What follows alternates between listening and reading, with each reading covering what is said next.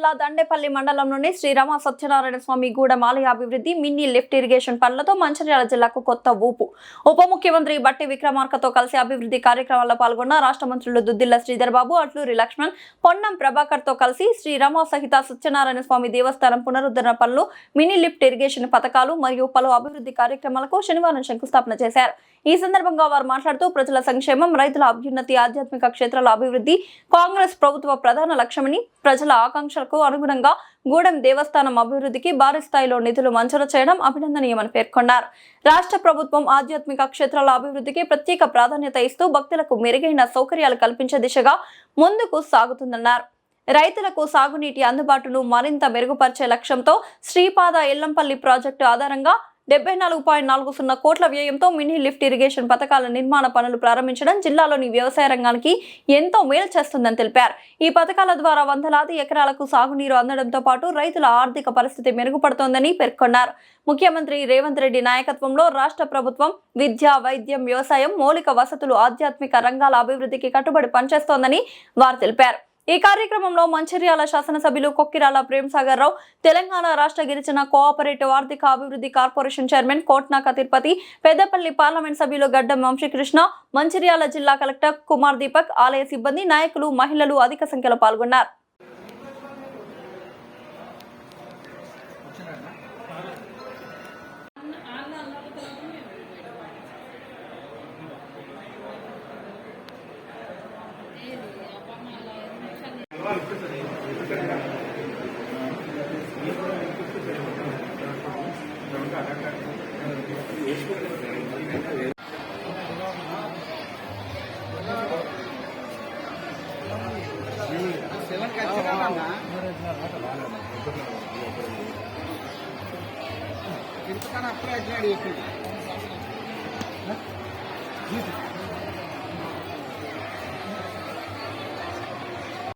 అధికారులకు, ప్రజా ప్రతినిధులకు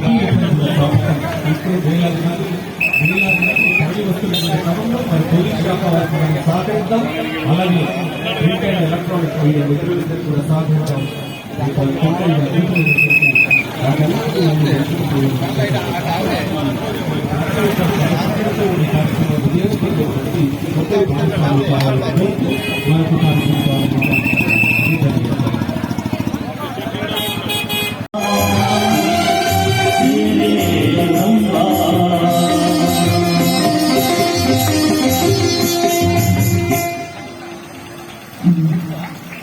Excellent performance. Very good. Please give him big applause. That is another.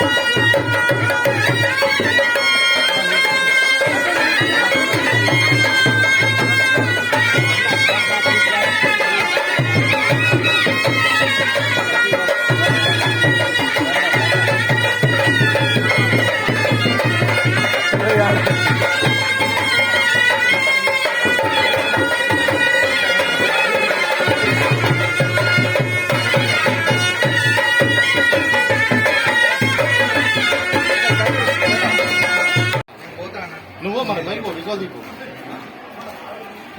బురసిన నోట్కో ఎండోమెంట్కి సంబంధించిన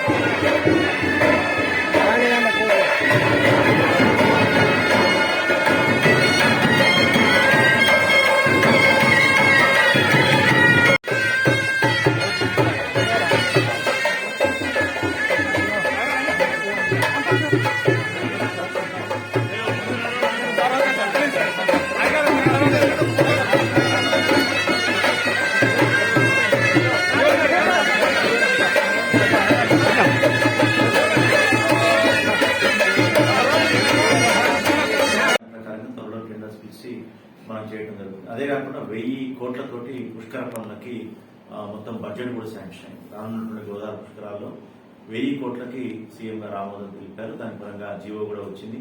త్వరలోనే పుష్కర్ ఘాట్లు అయిపోయింది. ఇచ్చే దేవాలయాల అభివృద్ధి, అదేవిధంగా ఇతరత్ర పంచాయత్ రాజ్, R&B మరియు టూరిజం ఇతరత్ర అన్ని కూడా డిపార్ట్మెంట్ సంబంధించి కూడా అభివృద్ధి కార్యక్రమాలను కూడా ప్రణాళిక ఎండోమెంట్ కమిషనర్ కాకుండా ప్రత్యేక అధికారి, పుష్కరాల ప్రత్యేక అధికారిగా సమాయత్తమవుతున్నాం. ఈసారి మంచి ఒక ప్రణాళికతోటి రాబోయేటటువంటి గోదావరి పుష్కరాలు నిర్వహించాలని, అదేవిధంగా ఈ గోదావరి పరిహార ప్రాంతంలో ఉన్నటువంటి టెంపుల్స్ కూడా సమగ్ర అభివృద్ధి చేసి వచ్చేటటువంటి లక్షలాది మంది భక్తులకి సౌకర్యం కల్పించే విధంగా తీర్చిదిద్దాలని చెప్పి ప్రభుత్వ సంకల్పం మేరకు పనిచేయడానికి అందరం కూడా సిబ్బంది అంతా కూడా సమాయత్తమవుతున్నాం.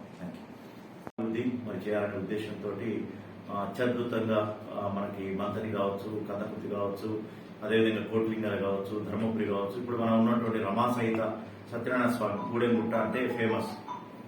తెలంగాణలో కాకుండా దక్షిణ భారతదేశంలో పేరెనికన్నది. ఇక్కడ 58 కోట్ల రూపాయలతోటి మనకి ఇక్కడ మొత్తం టెంపుల్ యొక్క దేవాలయం యొక్క పునరాభివృద్ధి మరియు పునర్నిర్మాణానికి కార్యక్రమం చేపట్టడం జరిగింది. అదేవిధంగా 12 కోట్లు పుష్కర్ ఘాట్స్ కోసం అంటే వెలసి మొత్తం 70 కోట్ల రూపాయలు ఈ కార్యక్రమంలో భాగంగా మనం శాంక్షన్ చేయడమే కాకుండా ఈరోజు గౌరవ డిప్యూటీ సీఎం గారు, మంత్రివర్యులు దీనికి పూర్తిగా శంకుస్థాపన చేయడానికి ఇప్పుడు కొద్దిసేపట్లో రానున్నారు. శ్రీధర్ బాబు గారు మరియు ఎడ్ల లక్ష్మణ్ కుమార్ గారు మంత్రివర్యుల సమక్షంలో ముఖ్యంగా గౌరవ ఎమ్మెల్యే ప్రేమసాగర్ రావు గారు పట్టుబట్టి ప్రాంత అభివృద్ధి కోసం ఈ స్వామివారి యొక్క అభివృద్ధి జరగాలి, దేవాలయ అభివృద్ధి జరగాలి, ప్రాంతానికే ఒక తలమానికమైనటువంటి దేవాలయాన్ని లక్షలాది మంది భక్తులు వ్రతాలంటే ఫేమస్ అన్నవరం సత్యనారాయణ స్వామి అంటున్నాం. ఇక్కడ మనకి ఉమాసై సత్యనారాయణ స్వామి గూడెంగుట్ట ఆ విధంగా ఉండడం జరుగుతుంది. ఇక్కడ కూడా ఈరోజు స్టార్ట్ అయింది. ఆల్రెడీ ప్లాన్ కూడా కొంత ఏజెన్సీ సంబంధం అందరికీ తెలిసిన విషయమే.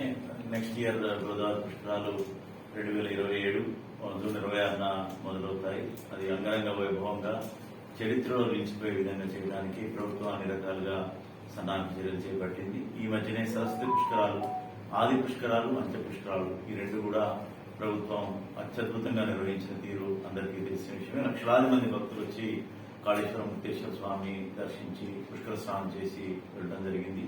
అందరూ కూడా దేశవ్యాప్తంగా ఉన్నటువంటి పీఠాధిపతులు కూడా ఇక్కడికి రావడం జరిగింది. చాలా అద్భుతంగా కార్యక్రమాలు ప్రభుత్వం నిర్వహించింది. ముఖ్యమంత్రి గారు దేవాలయాల అభివృద్ధికి, పునర్నిర్మాణంపై ముఖ్యంగా దృష్టి సారించారు. బాసర నుంచి భద్రాచలం వరకు ఈ దేవాలయాల నిర్మాణం చేయాలి.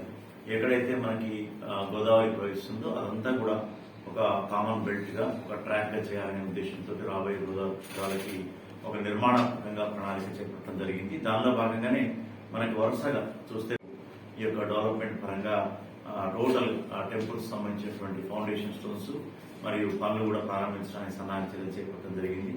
మా దేవాదాయ శాఖ మంత్రి గారు మరియు ప్రిన్సిపల్ సెక్రటరీ గారు ఇతర గౌరవ మంత్రివర్యులు అందరూ కూడా దీనికి మొత్తం టోటల్ గా ఎక్కడెక్కడ జిల్లాల్లో ప్రాతినిధ్యం వహిస్తూ ముందంజ వహిస్తున్నారు. దీనిలో భాగంగా మనకి భద్రాచలంలో సీతారామచంద్ర స్వామి దేవస్థానానికి 276 కోట్లు మంజూరు చేయడం కాకుండా సీఎం గారు శంకుస్థాపన చేసి టెండర్స్ కూడా ముగించి త్వరలో రేపు పనులు స్టార్ట్ కాబోతున్నాయి. సరస్వతి అమ్మవారి దగ్గర కూడా అత్యద్భుతంగా 324 కోట్లతోటి ఫౌండేషన్ వేసుకొని దానికి కూడా కార్యాచరణ ప్రణాళిక రూపొందించగలిగింది. ముఖ్యంగా కాళేశ్వరం ముక్తేశ్వర స్వామి మన అంత్య పుష్కరాలు జరిగిన దగ్గర కూడా 195 కోట్లతోటి ఆ కార్యక్రమం చేపట్టడం జరిగింది.